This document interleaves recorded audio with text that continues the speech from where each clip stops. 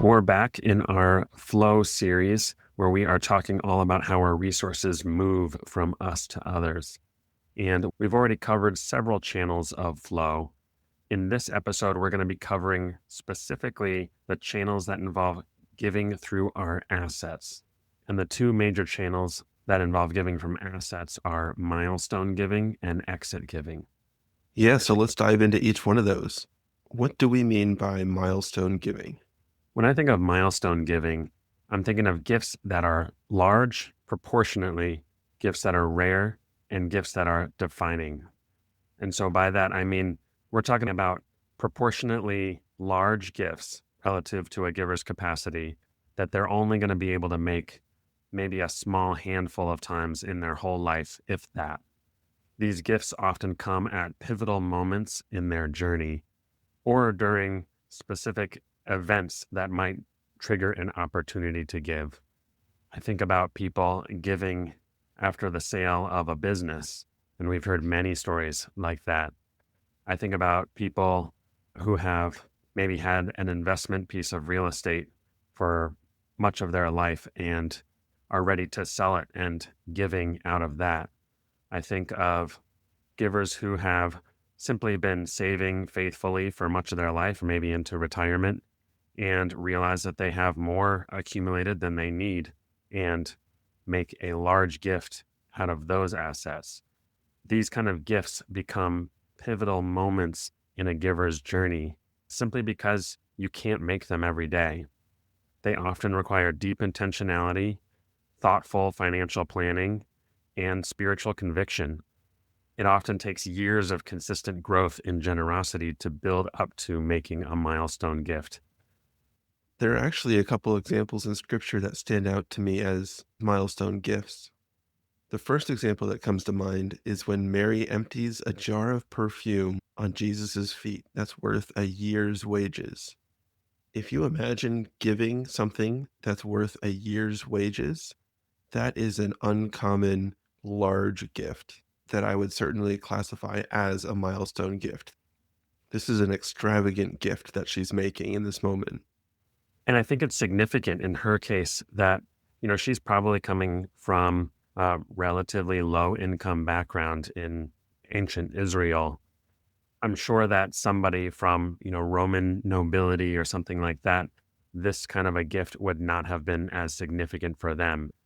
Coming back to this idea of a large proportionate gift to capacity. And so, it's not like Mary is going to be able to make a gift like this on a recurring basis. This is a significant moment in her life and obviously one that was engraved in all of history. Another example that comes to mind is Zacchaeus when he tells Jesus that he's going to repay fourfold anyone that he had defrauded throughout his life in his line of work. And then on top of that, he plans to give half of his possessions to the poor. This is most likely a one-time gift in his life, but also a great example of a milestone gift. And you can see from both of these examples that these moments were pivotal moments in each of these people's faith, right? And they came out of a response to Jesus, wanting to worship him through their giving, through everything that they had. Now, often we see milestone gifts happen when there's a major life change, a liquidity event, like you mentioned. Maybe it's the sale of a business or an inheritance that's received, but that's not always the case. We talked to a couple not long ago that decided that in the year that they each turned 50, which they refer to as their personal Jubilee year, they wanted to honor the Lord by giving 10% of their net worth, which is actually pretty difficult to do if you think about owning a home. And it requires quite a bit of planning, but also quite a bit of faith to make a gift like that.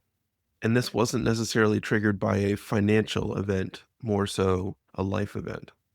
Now, compared to some of the other types of giving, especially some of those that are more of a consistent, regular pattern of giving, milestone gifts are a little bit unique in how we approach them. And I think it's helpful to think through milestone gifts with 5 major layers. And those are the spiritual layer, the emotional layer, the relational layer, the financial layer, and the catalytic layer. So let's dig into these a little bit because I think these really help us think through these kinds of gifts. On the spiritual level, there's certainly something that happens when you release control of a significant portion of your assets. Typically, in order to do something like this, a giver would already have a strong allocation structure in place that helps with the spiritual wrestling. They have some kind of framework or an idea of how to make that decision of how much to give, which we covered in the allocation series. Yeah, I think of the well known story of Alan and Catherine Barnhart, who gave away the full ownership of their business, which generates many millions of dollars a year. Building up to that gift, they spent decades with a financial finish line where they said, this is how much we're going to live on. And then they made that decision well before the business was very successful. And so, years of building this consistency and faithfulness in how they were giving through a business that was rapidly gaining success allowed them to build up to this massive milestone gift moment where they gave away ownership of a very large business. And so that's what we think through on a spiritual layer, that it's not something that always happens overnight. It's often something that comes with working up to over many years, and then suddenly the right opportunity presents itself. The decision to make a milestone gift is often a significant faith building experience. It's a decision to trust God, to acknowledge that we have more than enough. And that certainly has a spiritual growth component to the giver. The second layer of milestone gifts is an emotional layer. A lot of times when there is a large liquidity event, there is some aspect of loss and or celebration happening. It could be retirement, sale of a business, loss of a loved one, a large investment payout. These events typically carry big emotions with them.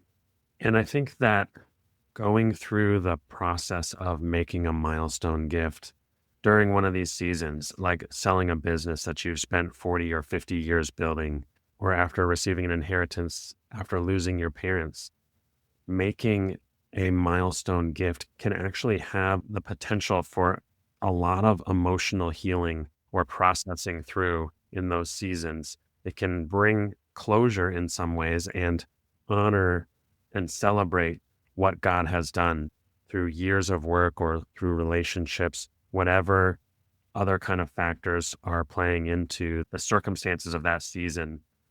Now, there's also a relational layer to milestone gifts. Many times, it's not as straightforward as the giver deciding to make a large gift and then doing so.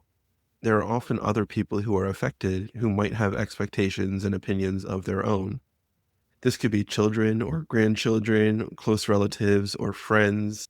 If it involves business interests of an operating company, there are other business partners and employees involved, and this can feel like a lot to manage. A lot of business owners who have dedicated large portions of their time and energy building the business to then give away a significant portion of the proceeds of that, it really makes a statement to other people of what was this hard work for. And at the same time, that there's this added complexity of having to consider many different people in making one of these gifts. I think it also provides a greater opportunity to mobilize others into generosity.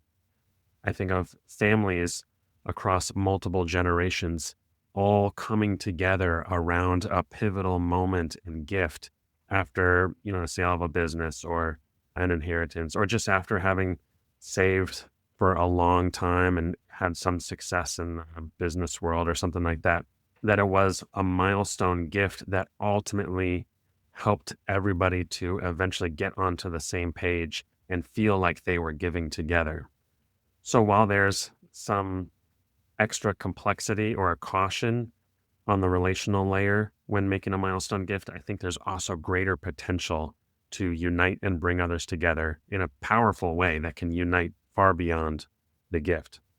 Now, clearly, there's also a financial layer, and some of the factors we talked about in our last episode with streamlined giving really come into play as numbers increase. The opportunities to be strategic, especially when managing the tax implications of a gift, tend to be exaggerated in these moments. And so this involves the timing of the gift, the type of asset that is given, and the vehicles through which you give, like a donor advised fund or a trust. In many cases, it's wise to bring in multiple experts on the matter, an accountant, a financial advisor, a donor advised fund expert, to have some conversations and plan thoughtfully before making a gift like this. Yeah, just thinking through many, many giver stories, I think one of the most consistent pieces of advice we've heard for people that have gone through this kind of a milestone gift is to engage a donor advised fund very early in the process, even when it's just a faint idea or a maybe on the horizon, because there are steps you can take very early that have major implications for how that gift is actually made and can multiply the effects of that gift by 30, 40, 50% if done correctly. But if you start the process too late in trying to engage the right experts and consultants, some of those opportunities are no longer possible. So anytime you're talking about making a milestone gift from sale of a business, sale of real estate, really any appreciated asset that has grown in value, it is at least worth a consultation with a donor advised fund team before you make any kind of official decisions, and especially before you actually make the sale of the business or even start negotiating contracts of a sale. And the last layer that I think of with milestone gifts is the catalytic layer.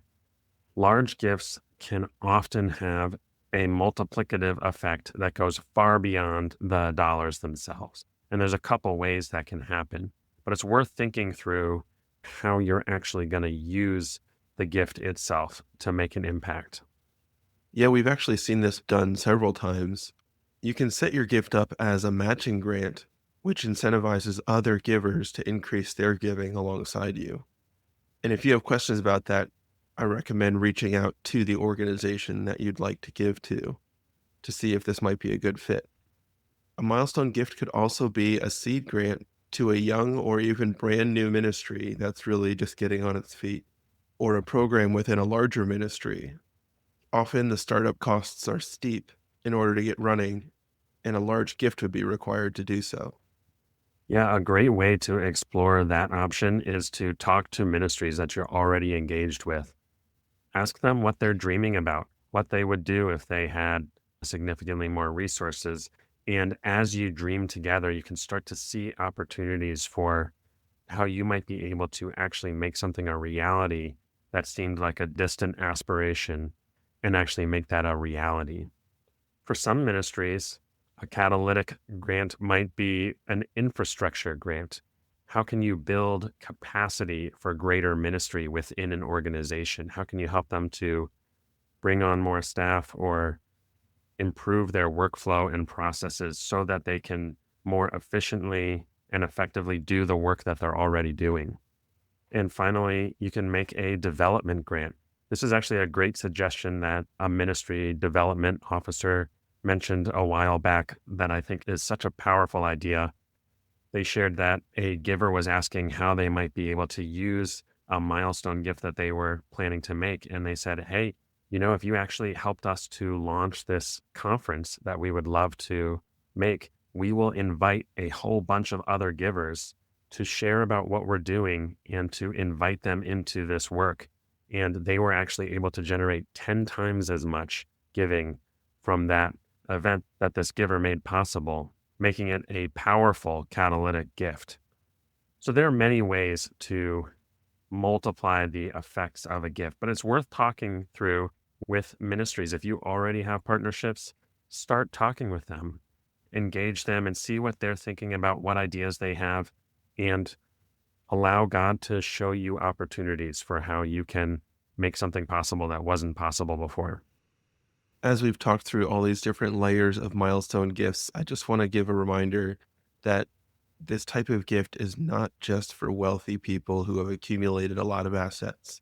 Milestone gifts can be made by anyone at any time. It's really less about the size of the gift and more about the faith required to make the gift in your circumstances. Now, our final channel of flow is exit giving. This is giving done at the end of life and is every giver's final chance to do any giving. The reason we use the term exit giving is because this really is the last chance for giving. And often it's not one you get to see yourself. Now, it's common that people will actually make the largest gift in their entire journey after they've already passed. But I think that misses a lot of what we're invited into, a lot of opportunity for growth in the time that we have on earth. So that's why we like to use the term exit giving to emphasize that this is really just the last chance for giving. It's not the ultimate chance for giving. And so a lot of what we talk about in exit giving is how can we move some of that potential earlier on in the generosity journey so that we can actually reap some of those benefits both here and in eternity. Now, there's a number of different structures. We're not going to go into a lot of detail here, but it's worth mentioning. The most common type of exit giving is simply writing into your will that some portion of your assets will be given to ministry. You can actually name ministry specifically, or you can have resources moved into a donor advised fund upon your death. And then somebody else would be stewarding that donor advised fund, presumably a child or an heir of some kind. There are a number of trusts. Two big ones would be charitable lead trusts and charitable remainder trusts, both of which require some planning and setup, but help to determine some of the structure for how your resources will be given and passed on to heirs, both during the remaining years of your life and after you pass. Pooled income funds are kind of like a charity run investment group. You make contributions and get regular payments out during your life. And then after you pass, the remainder of your investment is kept by the charity. So some larger ministries may offer things like this. Charitable gift annuities are similar in the sense that you make a contribution of assets or a property or investments and would receive fixed income on a regular basis for life. And then after you pass, the charity would keep the remaining value of any assets. So there's a number of ways to plan, especially in the retirement years and as you start thinking about what will happen to any assets that you control when you pass. And it's often helpful to involve the advice of a financial planner, the state attorney, and the other professionals who can walk you through some of these different options. While it is wise to plan ahead for what will happen to the assets that you steward after you pass away, we want to take a few moments to discuss some reasons you might consider giving now rather than waiting until later. Now, many givers wrestle at some point with the question, should I invest now so that I can give later? This was certainly a major question along my journey, but this question becomes even more relevant when we talk about exit giving, because the reality is the end of life can be uncertain and sometimes expensive.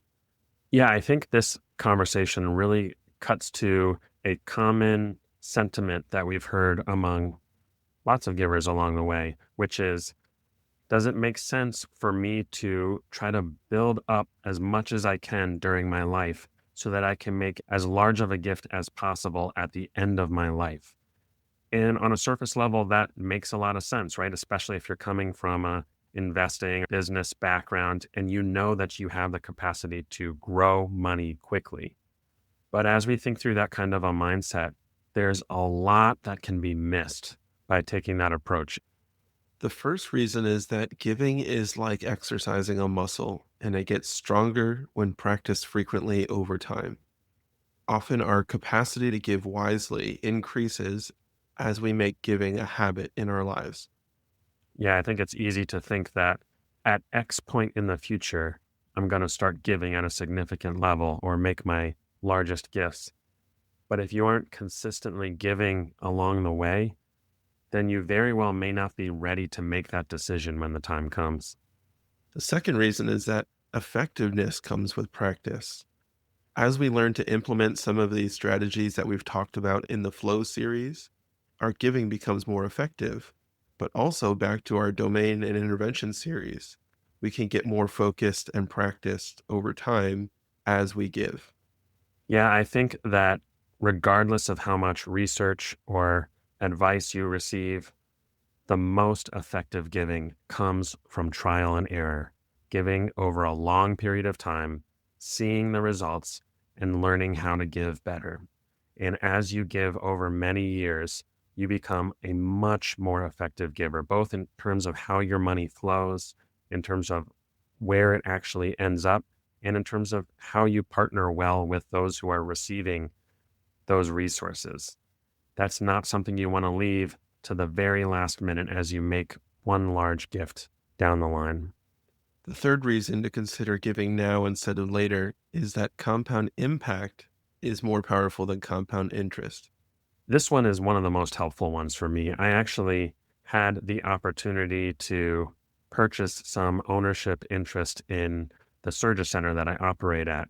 And at the same time, my wife and I were wrestling with making one of the largest gifts we had made to date to a church planting organization that was working around the world.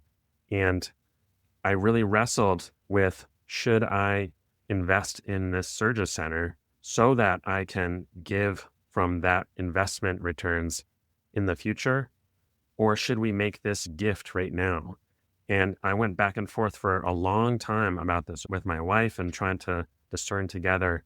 This was the one that actually helped us to make that decision, is that by making that gift now to this church planting ministry, the fruit that was going to come from that, from people coming to know Christ, from missionaries and church planters being raised up and working for years and years while we would have been waiting for investment returns to come back, that multiplying effect of the workers actually in the field doing the work, the gospel moving actively, was going to far exceed whatever interest or returns we ever could have made on the financial layer.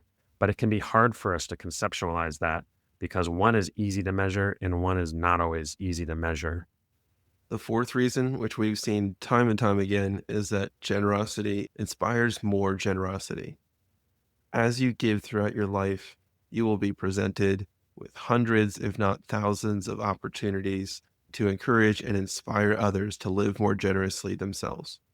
Yeah, we're going to dive into this in great detail in our seventh dimension mobilization.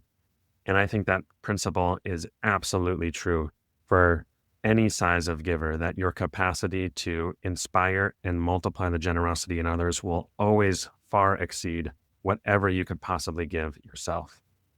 The fifth reason we'll share is that moth and rust destroy. We know that the things of the world are temporary. There's no guarantee that the treasure that we store up here on earth will actually be there tomorrow when we were planning to make a gift. Yep, this one comes back to the classic Matthew 6:19 through 21.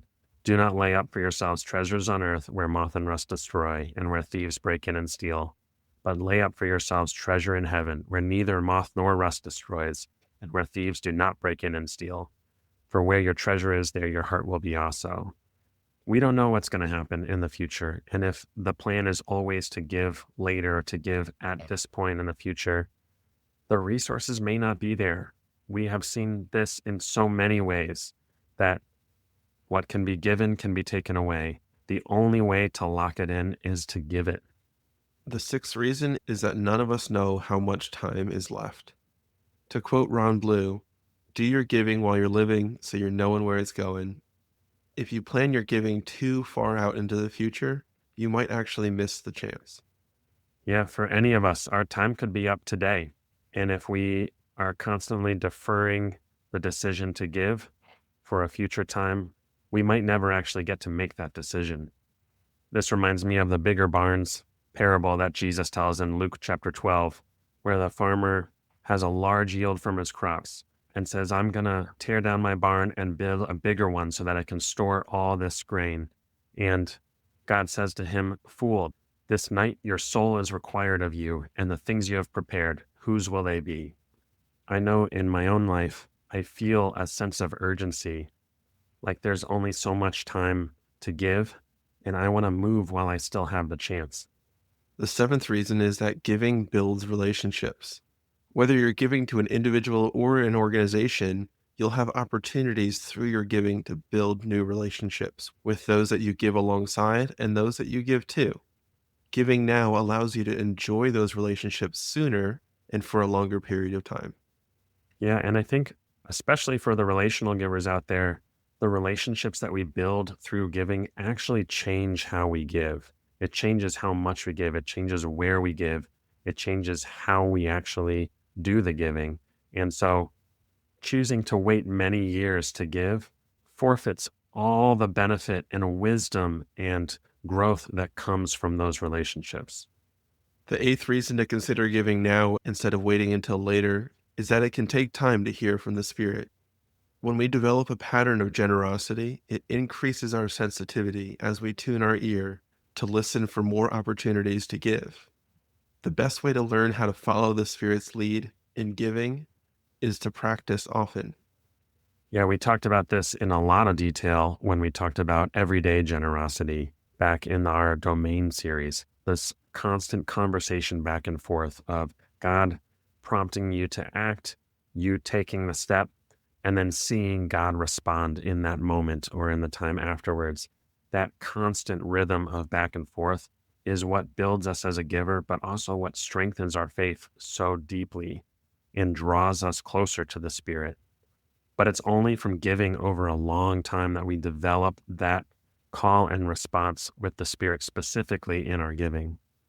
The ninth reason is that giving is fun. Many of the most joyful moments that I can remember have involved giving in some form, and I don't want to defer those types of experiences longer than I need to. Yeah, I think about the joyful givers out there. Why would you want to miss out on all of what's available to you through generosity by pushing that out into the future when you can live and experience that today? It's often the experience of giving itself that makes us want to give more. It's no coincidence that God made generosity such a joyful process. And our 10th and final reason is that God cares more about your heart. In the end, God doesn't need our money, He wants you. And generosity is one of the most powerful acts of faith and one of the fastest ways to learn to trust God more. Yeah, this one comes back to Matthew 6, verse 24. No one can serve two masters, for either he will hate the one and love the other, or he will be devoted to the one and despise the other. You cannot serve God and money. And I think about the faithful stewards out there who recognize that generosity is this ongoing journey with God, with the Spirit, growing in faith, taking deeper and deeper steps of faith, and seeing God faithfully respond every time, and that just making you want to take an even bigger step next. If you wait to do all your giving for later, you miss that whole experience and relationship of seeing God move. I think generosity is one of the greatest leaps of faith that we can take to rapidly grow in our faith in general. And so I know personally, I want to use every chance that I can get to see God move, to see Him live in action, because it strengthens and encourages me that we serve a living and active God. And that wraps up our final two channels on flow. In our next episode, we're going to conclude by looking at how all five of these channels can work together. Stay tuned.